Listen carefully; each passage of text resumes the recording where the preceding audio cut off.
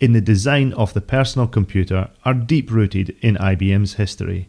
The PC marked a huge shift in the way the firm operated, so it's worthwhile getting to know a bit of the background on just who IBM were before they made the personal computer. Incorporated in 1911, IBM pioneered computer technology. In the 1960s, they brought about the System 360, a revolution in mainframe computing. With only a handful of competitors, such as Digital Equipment Corporation, DEC, and HP, by the 1960s IBM were almost unstoppable, their big blue banner emblazoned across terminals everywhere. IBM were a household name, especially visible by 1969, when they were publicly seen as a major contributor underpinning the computer technology of the Apollo space program with NASA. By the 1980s, IBM represented over 60% of the global mainframe computer market. In addition to their computer equipment, they introduced many other firsts, including the Selectric typewriter, floppy disk, the first practical hard drives, and many other firsts. The first that they really missed out on, though, was the personal computer. IBM was making a killing on mainframes and mini-computers that were computers the size of a cabinet or two, as opposed to a full room. They thought that computers at home would remain a hobbyist domain. IBM believed that at work, people would continue to use the larger systems as a central computing point, using remote terminals on office desks that would communicate with the mainframes rather than standalone computers. They were wrong. By June of 1977, a fledgling company based in a garage in California called Apple Computer had just come out with the 8-bit Apple II personal computer. It sported colour graphics, sound, 8 expansion slots, a proper keyboard, and was an instant success at an affordable price. It revolutionised the market overnight. Competing in the market very shortly after was the Tandy Radio Shack TRS-80 computer, the Commodore PET, and then later the Texas Instruments 99, Atari 400 and 800, as well as the Sinclair ZX80 and many other ones. By the time that IBM got round to thinking about a personal computer, the market was already thriving, worth at least $150 million in 1979, and expected to grow by 40% in the early 1980s. IBM were clearly on the back foot. They needed to play catch up, fast. Before the rise of the microcomputer, IBM was known as the safe bet in computing. A well-known phrase, "Nobody ever got fired for buying IBM," is the thing of legend. Because there was a growing market in home and office microcomputers, and IBM weren't present in this sector, businesses were left scratching their heads. They were buying from companies such as Commodore and Apple instead of the safe bet. IBM were not happy. Not only did IBM not see the microcomputer revolution happening, when they finally cottoned on, some key staff at IBM knew that the wheels of inertia were so slow that developing a system that could compete in the microcomputer market would mean that the market could pass them by altogether. The truth was, IBM were embroiled in red tape and management hierarchy, as well as a solid research and development process. IBM were the epitome of proprietary. They would develop everything themselves in their own labs, processors, memory, motherboard design. None of it was off-the-shelf components. All of this was great for quality control and solid products, but really bad when it came to developing a new product quickly. IBM didn't have the agility of companies like Apple that could create a computer with a couple of guys in a garage in the matter of months. In fact, when asked for an estimate on how long it would take IBM's engineers to develop a microcomputer using IBM's standard processes, their engineers said it would take them 4 years to produce a product. The year was 1980. There had been at least 3 to 4 years steady growth in the microcomputer market, which IBM wasn't in at all.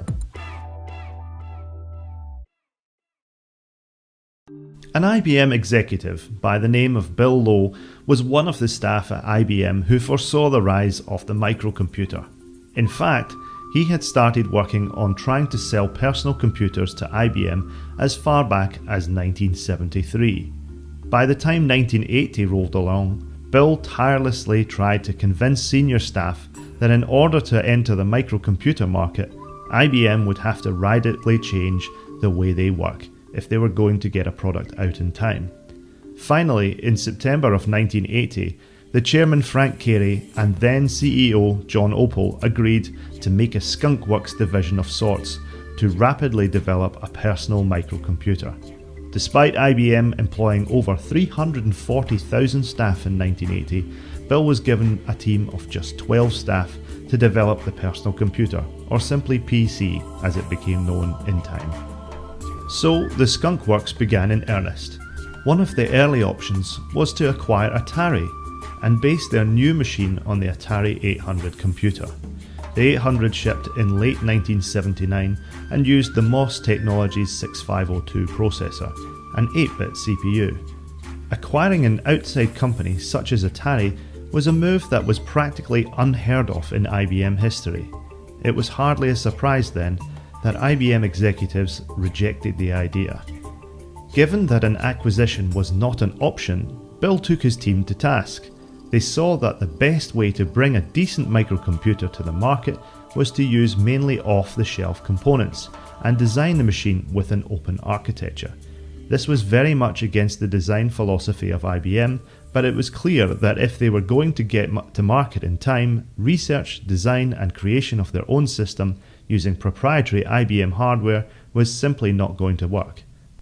When IBM's executives agreed that Bill's plan was solid, in time they allowed up to 150 engineers to join a team of 12.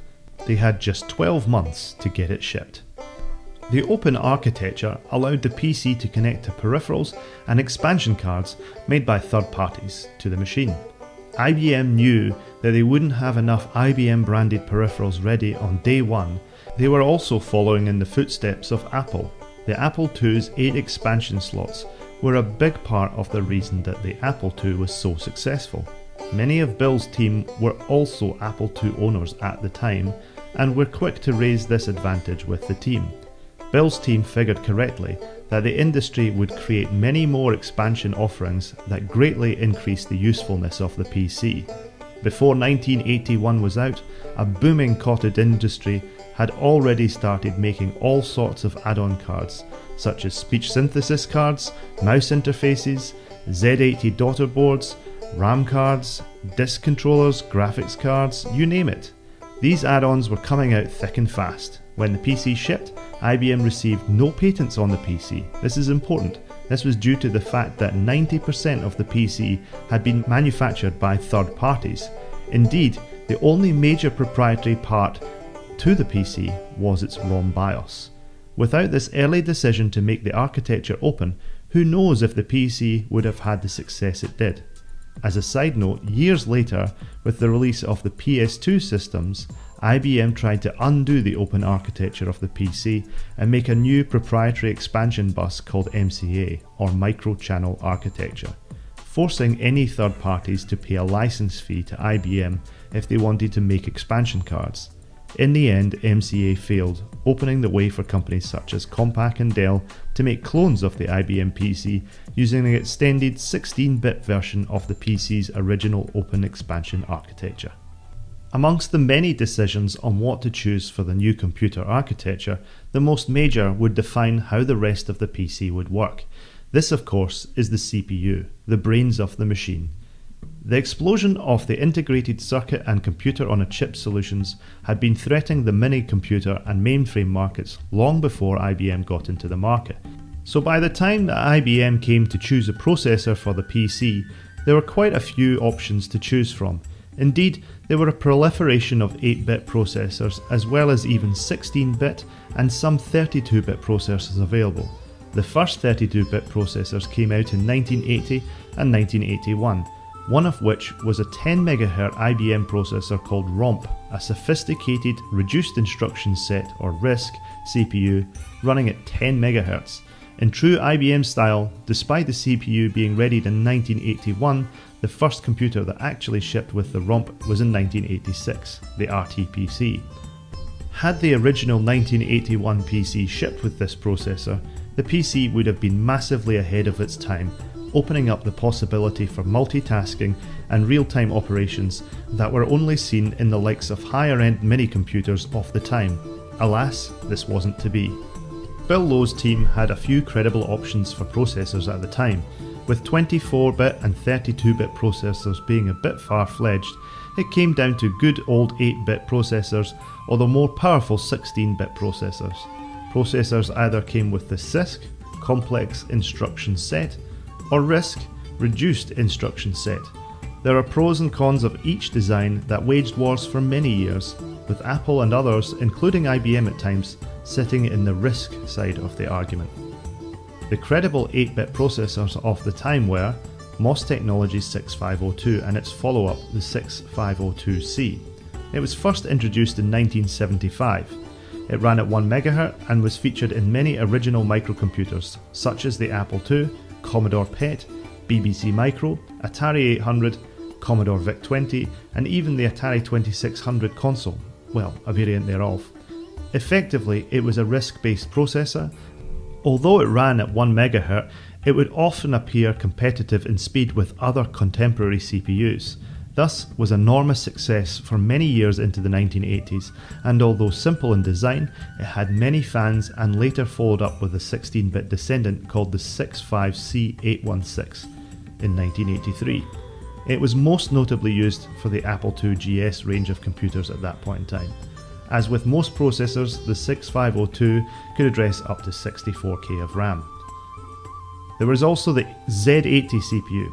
It was a product of another 12-employee-sized company, made up of people who left Intel. Z80 was Zilog's first product. It launched in 1976 and was also a massive success. It made it into machines such as the Sinclair Z80 and Z81, as well as the Spectrum later in 1982.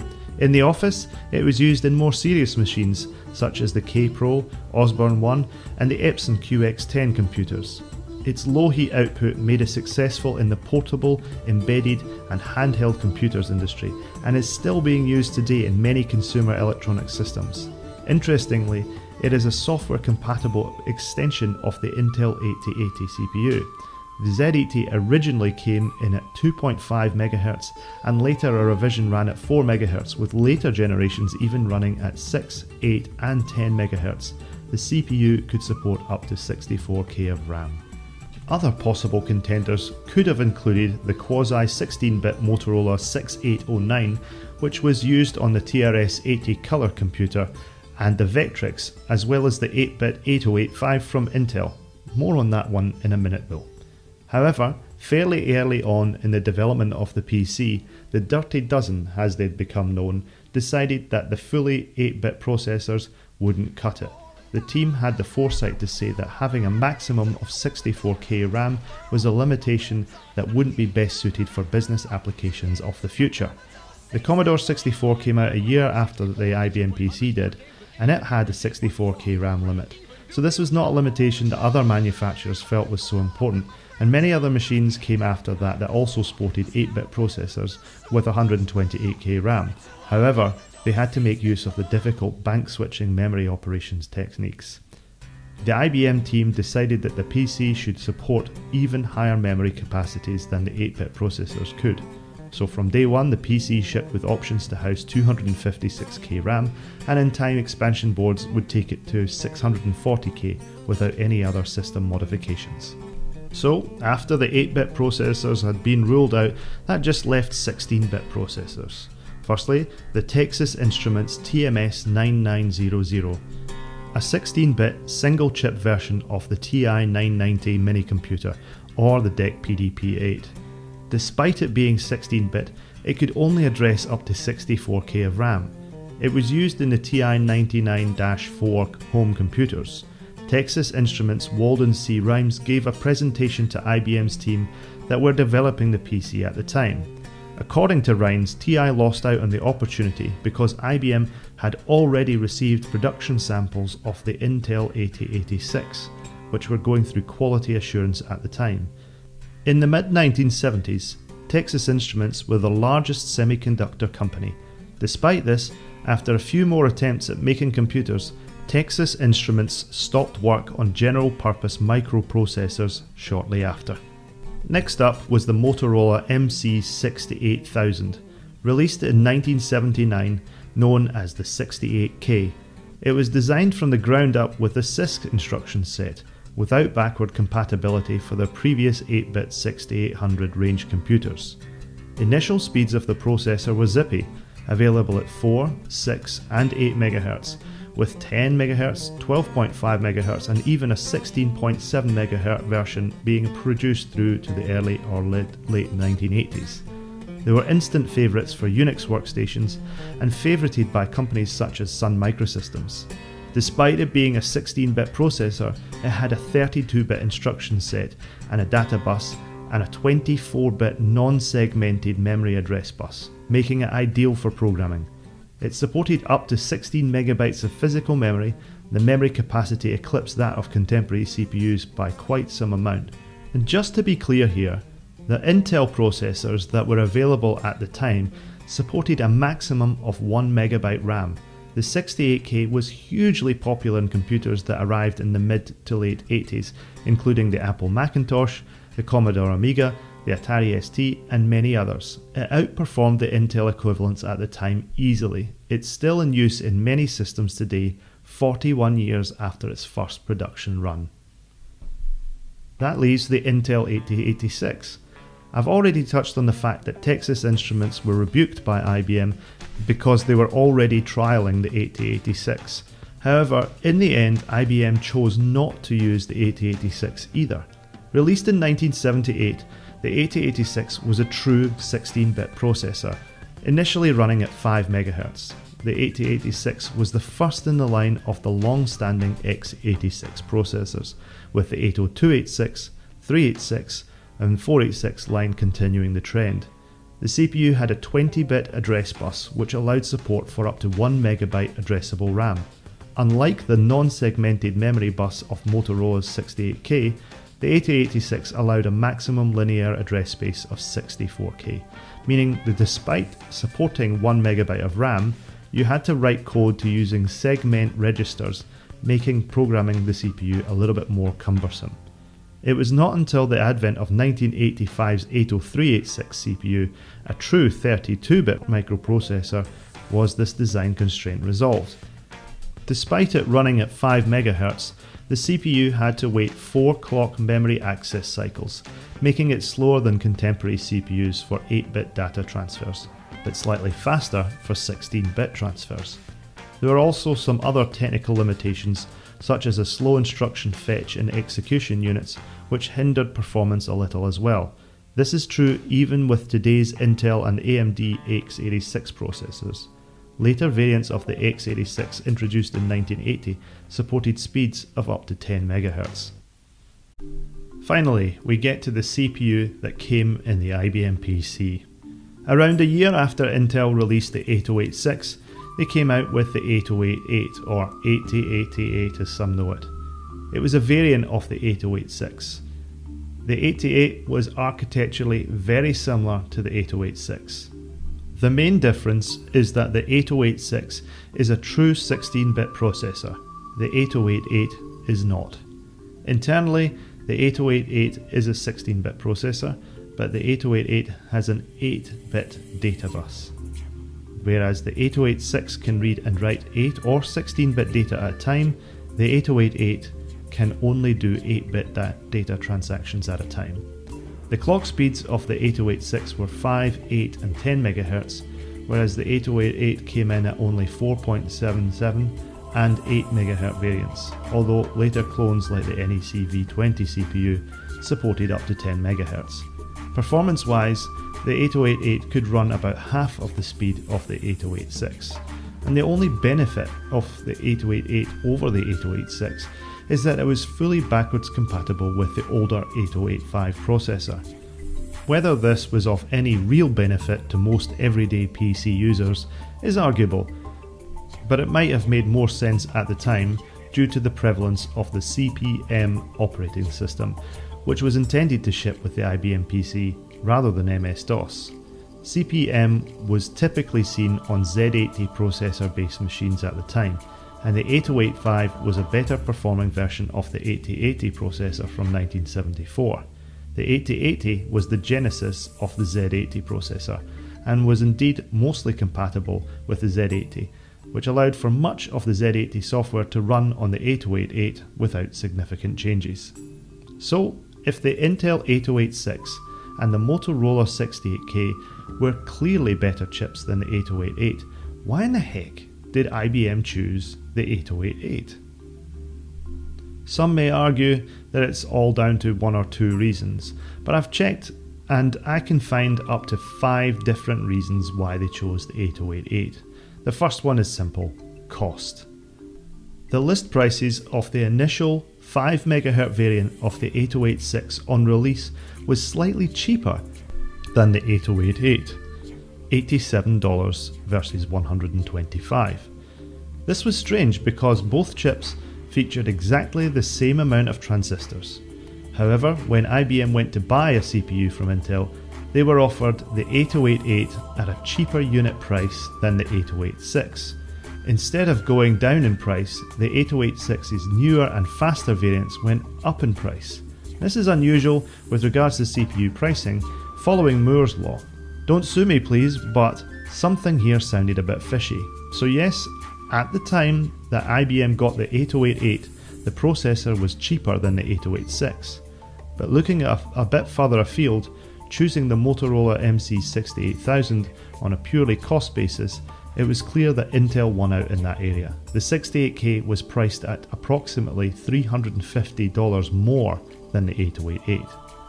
Off-the-shelf memory chips were 8 bits at the time, so to use a 16-bit CPU and access memory efficiently, i.e. 16 bits at a time, you'd have to use twice as many memory chips, and memory chips were expensive, so that would add up to $400 more to the price.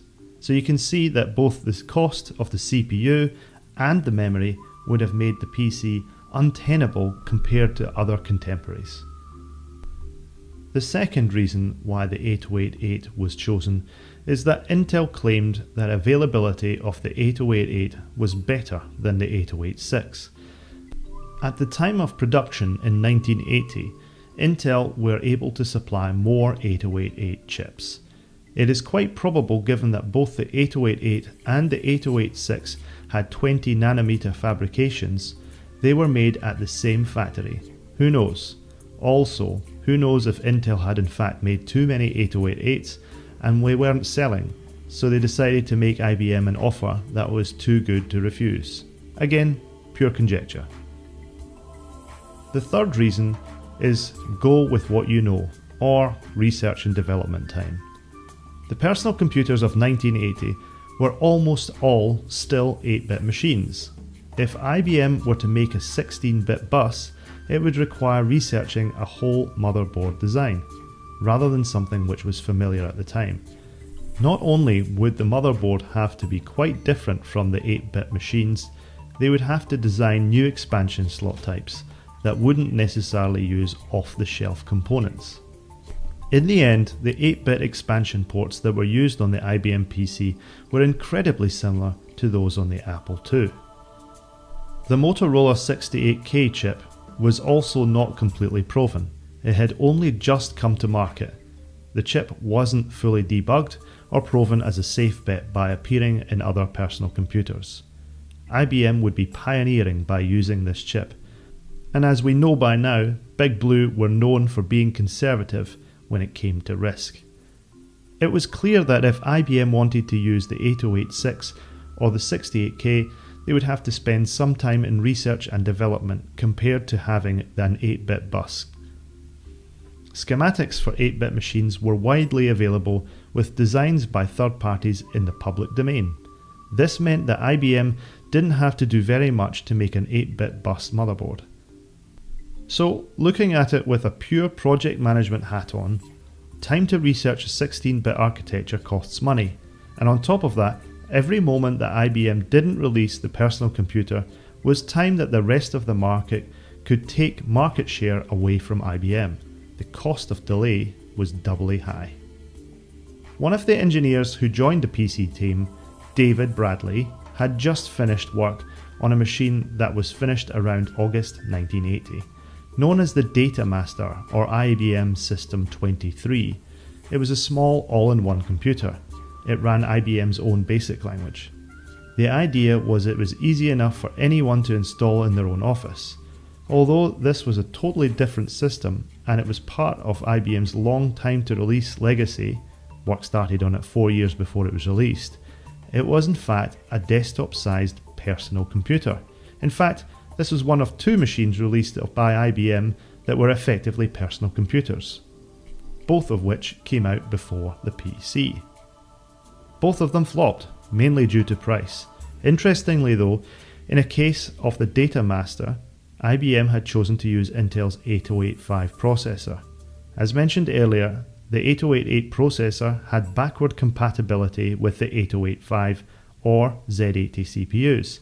This meant that design principles used on the Data Master could be reused in some cases on the PC. When David Bradley finished work on the Data Master team, he said that him and his team had now become intimately familiar with the Intel architecture and support chips. Lessons learned from the Data Master also included the fact that designing their own BASIC language was a very slow process. David knew that using an existing BASIC would speed up this process. This is the main reason that Microsoft's BASIC was embedded into the ROM of every PC and XT.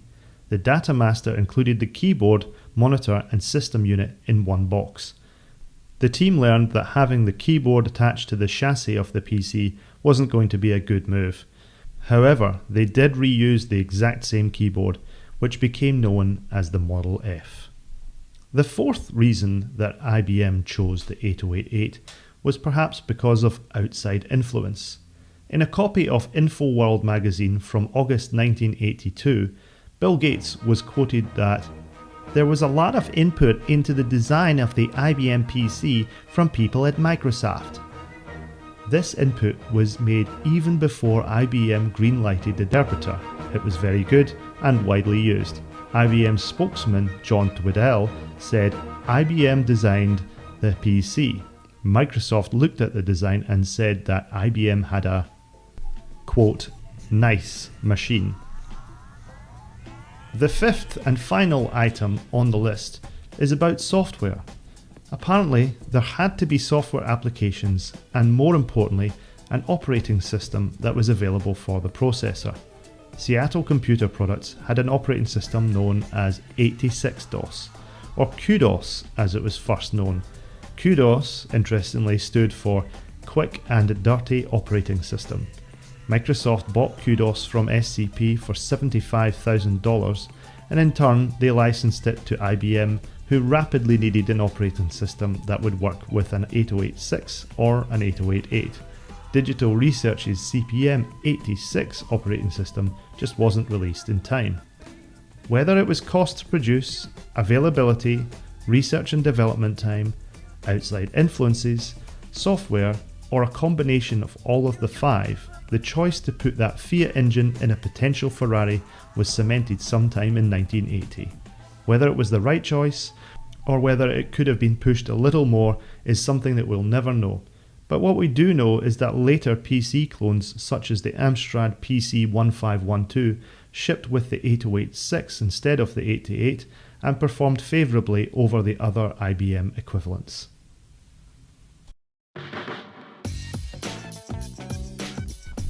All the choices had been made, and by the autumn of 1981, the first PC arrived, the 5150.